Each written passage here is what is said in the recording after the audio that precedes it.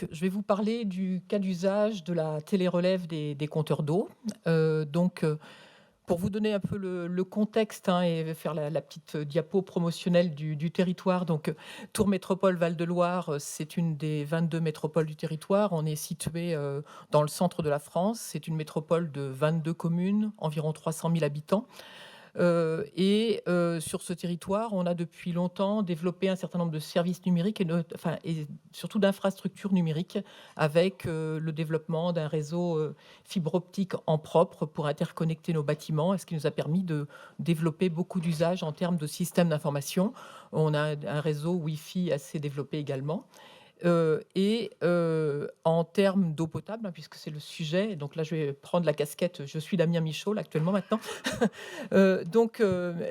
L'eau potable, c'est une compétence qui a été transférée au moment de la création de la métropole, donc en 2017. Donc c'est quelque chose d'assez récent malgré tout, avec une hétérogénéité du territoire, une partie gérée en régie et une partie concédée. Donc vous avez sur la carte les points rouges qui sont les communes qui sont gérées en régie, mais ce qui représente quand même un volume important, hein, puisque c'est 64 000 abonnés sur 110 000 abonnés sur le territoire global, hein. Donc on est quand même sur quelque chose d'assez important.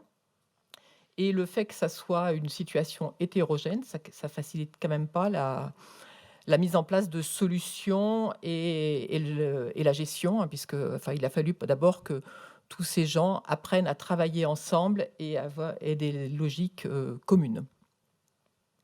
Donc, qu'est-ce qu'on a fait? On avait plusieurs objectifs, hein, sur ce projet-là. L'objectif primaire, je dirais, c'était vraiment d'améliorer la fréquence des relevés et essentiellement pour améliorer la qualité de la facturation. On avait vraiment un souci de facturation. Le relevé physique annuel n'était pas suffisant, et donc il fallait vraiment qu'on améliore les choses.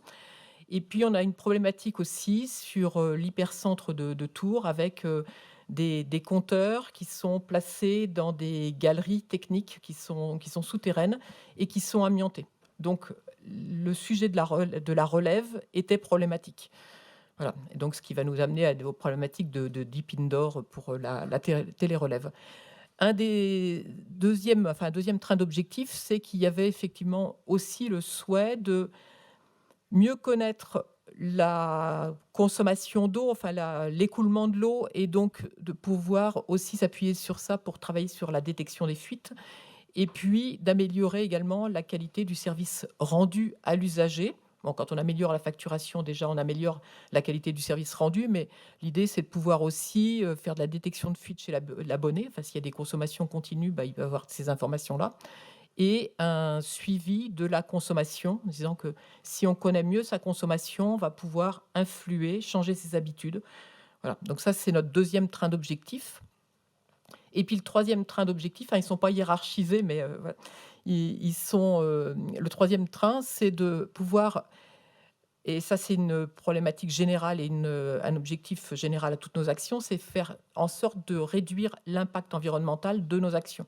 Donc, en évitant la relève sur le terrain, on limite les déplacements, et donc on va réduire l'empreinte carbone de notre action. On a aussi l'objectif bien entendu, de préserver nos ressources, préserver nos ressources en eau. Et ce qui nous a guidés également, c'est la volonté de se dire, on va pas, on a ces objectifs-là, mais on va pas travailler que sur ces objectifs-là, et on va penser quelque chose qui soit global, quelque chose qui soit mutualisé. Ça a été je crois que le fil conducteur de toutes les interventions, c'est comment est-ce qu'on pense à un projet qui est directement global et qui peut adresser plusieurs cas d'usage. Donc ça, c'était nos objectifs. Donc à partir de ça, qu'est-ce qu'on a fait? On a travaillé sur l'expérimentation, la mise en place d'un certain nombre d'outils, et donc donc on a déployé un réseau LoRa qui est vraiment la base, qui répond aussi à nos objectifs de mutualisation, de sobriété. J'ai oublié de vous parler de cet objectif-là, j'aurais dû le mettre en premier.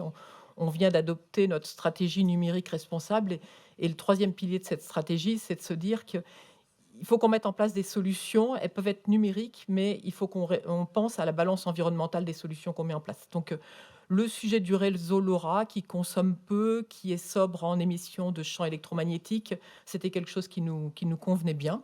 Donc on a déployé enfin, de façon expérimentale, le réseau LoRa avec quelques gateways. On a déployé quelques compteurs d'eau pour pouvoir commencer à tester. Et puis en même temps, on a travaillé sur d'autres cas d'usage. Donc voilà, donc quelques cas d'usage, un réseau de gateway, l'infrastructure de supervision, de pilotage, donc le LNS, et puis ensuite directement le lien avec les applications métiers, notamment pour la facturation d'eau. Donc ça remonte directement dans l'application métier et ça nous permet d'avoir des factures justes.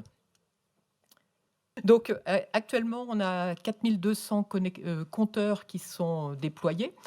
Alors, vous devriez voir sur 62 000, ça vous montre la marge qu'on a encore, hein. On avance, mais en fait, le déploiement, c'est pas, enfin, ce qu'ont choisi nos collègues du service de l'eau, c'est pas d'aller changer les compteurs d'eau pour se faire plaisir, c'est le faire au fur et à mesure de leur cycle de remplacement des compteurs. Donc, c'est pour ça qu'on a ce calendrier de déploiement. Donc, voilà, donc les compteurs qui avancent, on a ça va être compliqué là.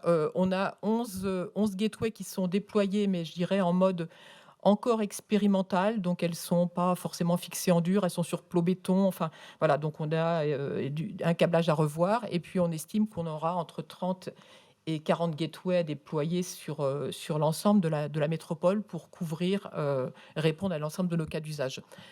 La photo que vous voyez avec les petits points, c'est justement les endroits où on a travaillé sur notre expérimentation et où les compteurs sont en galerie, galerie souterraine.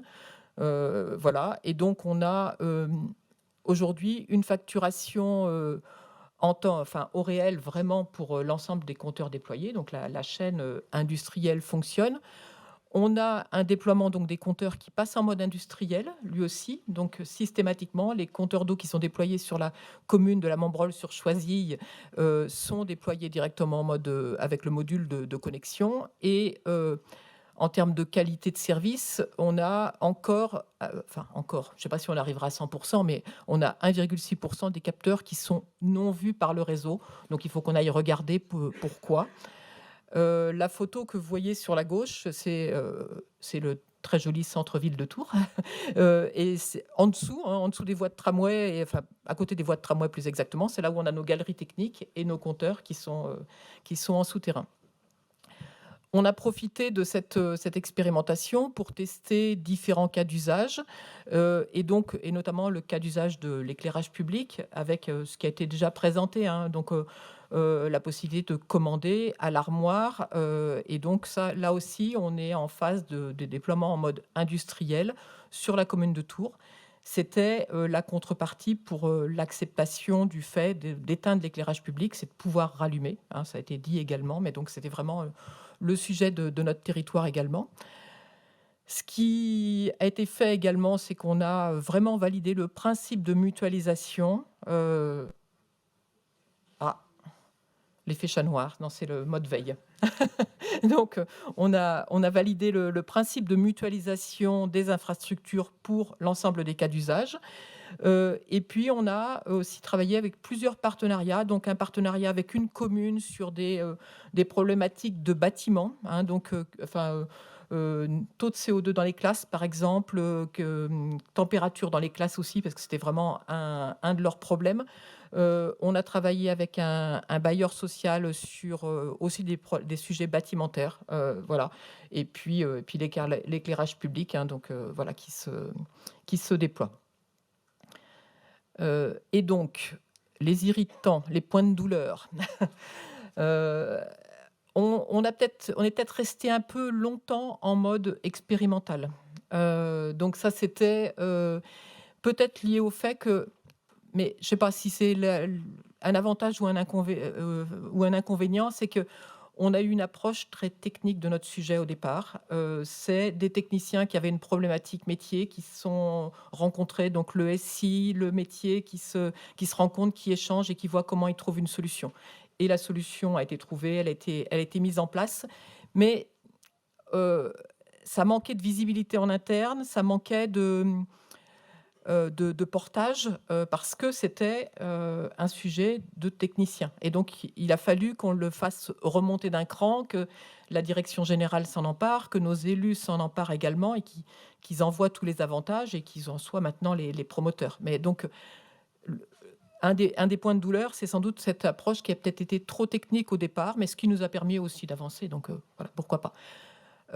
Comme disait la collègue de Toulouse, il faudrait aussi éviter de mener des projets en pleine crise sanitaire, hein. Si on pouvait, ça serait bien parce qu'on était aussi dans cette période-là, donc voilà, c'est pas très facile.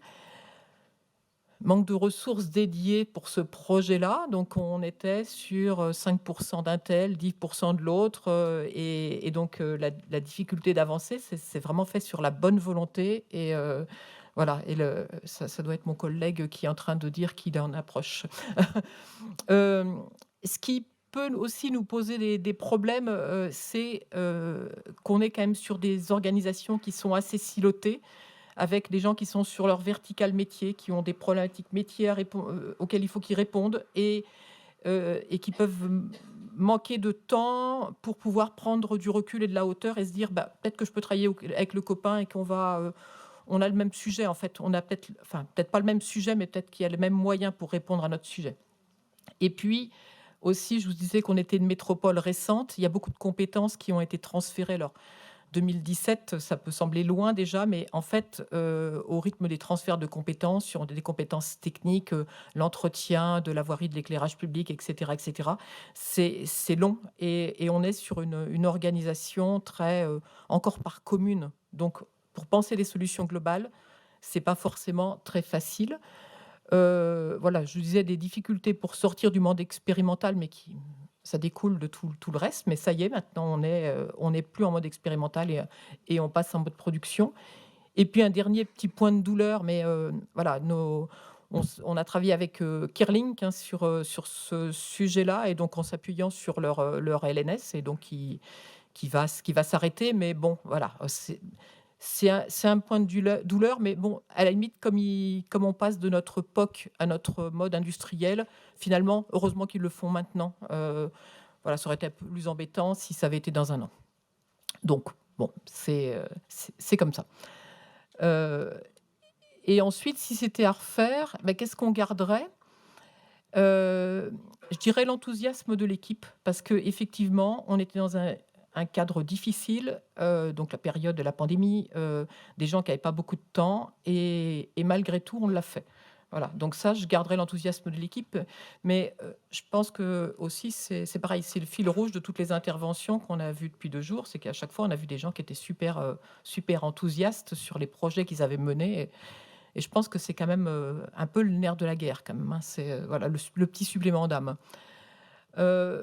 Ce qu'on garderait également, c'est qu'on a travaillé avec un acteur local, une start-up, hein, que je vais citer, qui s'appelle Tekin, qui est Tourangelle, qui a été porté par un de nos incubateurs. Donc c'est voilà, on est aussi content de ça. Et vraiment, ils nous ont accompagnés, ils ont été, en proximité. Donc c'était très facile de bosser avec eux. Ça fait vraiment partie des points, avoir un partenaire sur lequel on peut s'appuyer, avec lequel on a un échange assez simple, c'est quand même vraiment très, très bien pour ce genre de choses. On on remettrait pas en cause non plus les technos qu'on a choisis, c'est-à-dire que le fait de s'appuyer sur du LoRa, les compteurs qui ont été mis en place conviennent, voilà, on changerait pas ça. On garderait également, vraiment, l'esprit de mutualisation. Dans la mutualisation, j'ai oublié de parler aussi de la mutualisation qu'on fait avec, ou du partenariat qu'on mène avec le syndicat mixte Val-de-Loire Numérique, hein. Il y a Aurélie qui est dans la salle et Olivier Legros vous en a parlé hier. Ça fait partie aussi des sujets. On travaille avec les territoires d'à côté et on bosse bien ensemble. Donc ça, tout ça, on le garderait. Ce qu'on améliorerait, c'est sans doute la structuration et la gouvernance de notre projet parce que, voilà, c'est ce qui nous a, fait défaut enfin, qui nous a empêché de sortir plus rapidement du mode expérimentation et puis, bah, on améliorerait sans doute aussi notre calendrier sur le passage à l'échelle, voilà. Donc, merci beaucoup. On peut applaudir Véronique. Et si vous avez une question pour Véronique, c'est tout de suite maintenant. Donc, est-ce qu'il y a des questions concernant le retour d'expérience qui vient de vous être présenté? Oui, bonjour, Émeric Sauvage, donc Vallée de Chamonix-Mont-Blanc. Est-ce que vous avez, dans votre expérimentation, comparé, est-ce que vous êtes parti tout de suite sur les technos LoRa ou est-ce que vous avez comparé d'abord avec d'autres technologies du marché? Je pense notamment peut-être à l'époque Sigfox ou Wise. Alors, on est parti directement sur du LoRa, effectivement, après quand même avoir fait une étude un peu de marché un peu plus théorique, et on a expérimenté effectivement directement avec le LoRa. Donc, il y a un mot-clé qui vient d'être introduit, là, notamment sur la télérelève de l'eau. On vient de parler de Wise. Est-ce que tout le monde voit ce que c'est que Wise? Donc, c'est une technologie bas débit, c'est un mode de connectivité, mais on est sur du réseau opéré et non pas du réseau propriétaire. L'ensemble des projets que vous avez qui s'appuient sur du réseau LoRa, notamment, eh bien, sont des réseaux privés opérés par les collectivités elles-mêmes. Donc, on se rend autonome. Wise est sur une fréquence différente que le réseau LoRa. Ça permet, en théorie, cette techno qui est portée par la Wise Alliance, dans laquelle il y a Suez, GRDF et un troisième larron dont j'ai oublié le nom, permet de notamment résoudre des problématiques de deep indoor. Donc, c'est particulièrement adapté, notamment à la télérelève de l'eau, dans des contextes où les compteurs sont dans du deep indoor. Vous prenez le cas à Paris, je ne suis pas sûr que ce soit le cas à Tours, par exemple.